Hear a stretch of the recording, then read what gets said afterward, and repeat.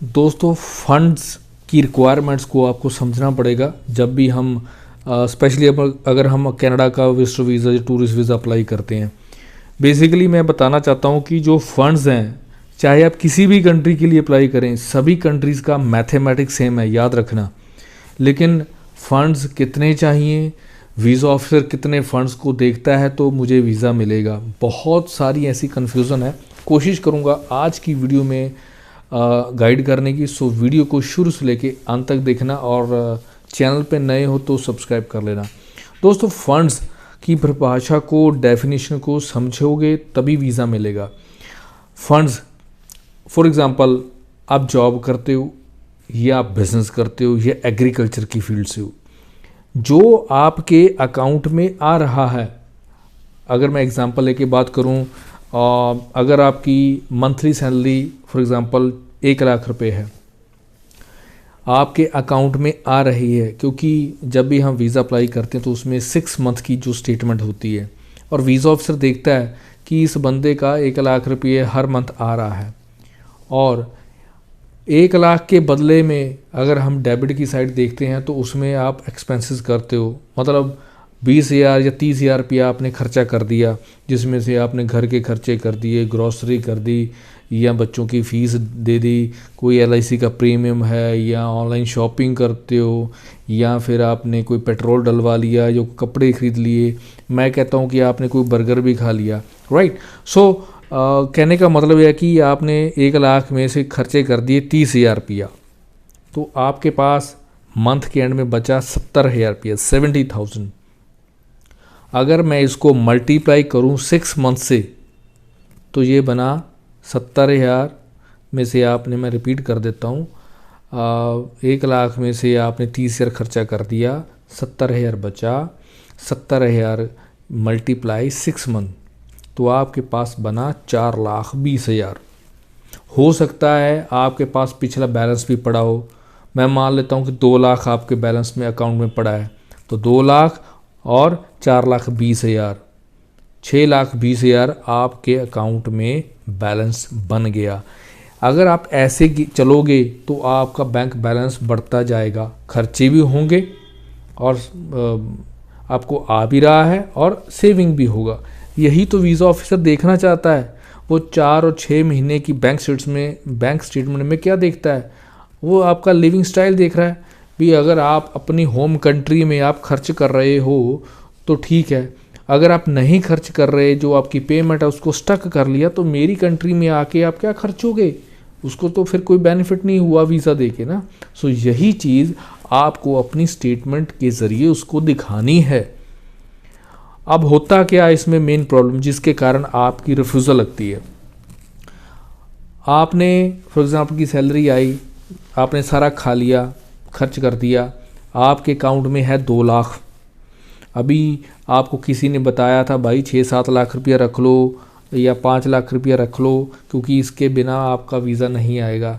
2 लाख था बैलेंस, आपने किसी से 4 लाख या 5 लाख पकड़ के या किसी फाइनेंसर से पकड़ के ब्याज पे लेके आपने अकाउंट में अपने डाल दिए, तो क्या हुआ? रिफ्यूज़ल। ये आपका कोई फंड्स थोड़ी हुआ, इसको फ़ंड थोड़ी बोलते हैं दोस्तों। फंड्स होते हैं जो आप अपनी अर्निंग से कमाते हो, जो आपकी जॉब है या बिज़नेस है उससे जो कमाते हो और आपके अकाउंट में आ रहा है। इसी को बैंक बैलेंस, इसी को फंड्स बोलते हैं। अगर आप ऐसा नहीं करोगे तो दोस्तों, अगर आप फाइनेंसर से पकड़ोगे वो तो जब मर्जी पकड़ लो, ऐसे वीज़ा नहीं मिलते। आपको समझना पड़ेगा फंड्स कैसे बनते हैं, वो आपको खुद मेहनत करके आपको क्रिएट करने पड़ेंगे, ना कि किसी से किसी फाइनेंसर से पकड़ के और मोटा ब्याज दे के आपको करना पड़ेगा। ऐसे काम मत करें, इसकी ज़रूरत ही नहीं है। अगर आप रिफ्यूज़ल से बचना चाहते हो तो 4-6 महीने की मेहनत है, कर लो, आपके पैसे भी बचेंगे और आपका अकाउंट भी चलेगा और आपका बैंक बैलेंस भी बढ़ता चलेगा। इसी को फंड्स बोलते हैं। अगर आपको लगता है कि फंड्स मैनेज करना इतना आसान होता तो फिर सभी के वीज़े आते, फिर रिजेक्शंस क्यों आती हैं? आपको सोचना पड़ेगा। इसलिए जो भी आप काम करते हैं प्लीज़ उसे ध्यान रखें, उसी के अकॉर्डिंगली आप अपनी प्रोफाइल बनाएं।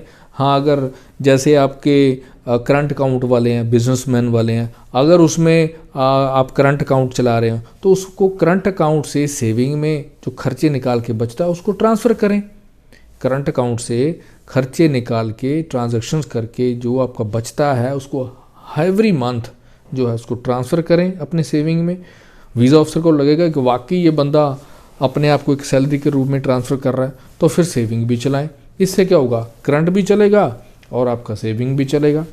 ऐसे ही अगर आप एग्रीकल्चर फील्ड से हो, जो आपको अर्निंग आ रही है जे फॉर्म्स के ज़रिए, उसको एकदम से मत निकालें। अगर आपको कोई एक्सपेंस करने भी हैं तो गूगल पे के ज़रिए करें।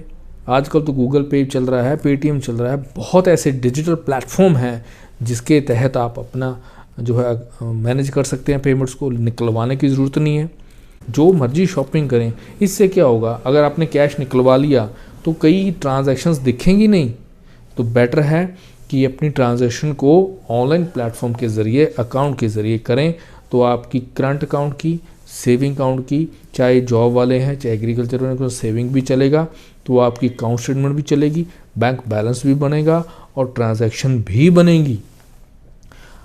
6 महीने की स्टेटमेंट है फॉर एग्ज़ाम्पल, ट्रांजैक्शंस हम कुछ करते नहीं, 2 पेज की ट्रांजैक्शन लगा के और हम समझते हैं कि हमारा वीज़ा आ जाएगा। नहीं, वीज़ा ऑफिसर को दिखाना पड़ेगा दोस्तों आप अपनी होम कंट्री में कितनी ट्रांजैक्शंस करते हो, कितना एक्सपेंस करते हो, कितना कमाते हो और कितना बचाते हो।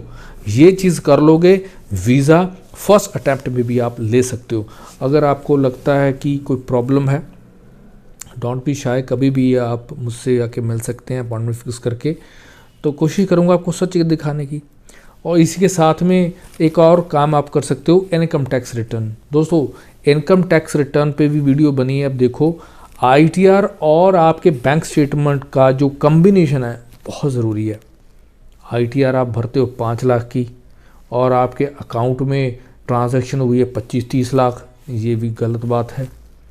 जो आप कमाते हो, क्योंकि आईटीआर एक ऐसा डिक्लेरेशन फॉर्म है जो आप सरकार को बताते हो कि this is my annual income. Annual income तो 5 लाख की बताई है और ट्रांजैक्शन आप 25-30 लाख कर रहे हो, बीच का गैप क्या है? सोचिए, आपको सोचना पड़ेगा, नहीं तो आपकी इनकम टैक्स रिटर्न भी गलत होगी, आपकी बैंक स्टेटमेंट भी गलत होगी। लाखों करोड़ों की प्रॉपर्टी होगी नो प्रॉब्लम, लेकिन वीज़ा ऑफिसर को इससे कोई लेना देना नहीं है। जब तक आप अपनी सोर्स ऑफ अर्निंग को, आप अपनी बैंक स्टेटमेंट को, आप अपनी इनकम टैक्स रिटर्न्स को सही मायने में प्रेजेंट ना कर पाए, फिर आप चाहे 100 बार लगाएं, 200 बार लगाएं, सिर्फ और सिर्फ आपके हाथ लगेगी रिफ्यूज़ल्स। बचना चाहते हैं तो काम कर लो। अगर अच्छी लगती है सजेशन तो इसके ऊपर काम कर लो, नहीं भी अच्छी लगती तब भी I will pray to God आपको हमेशा सक्सेस मिले।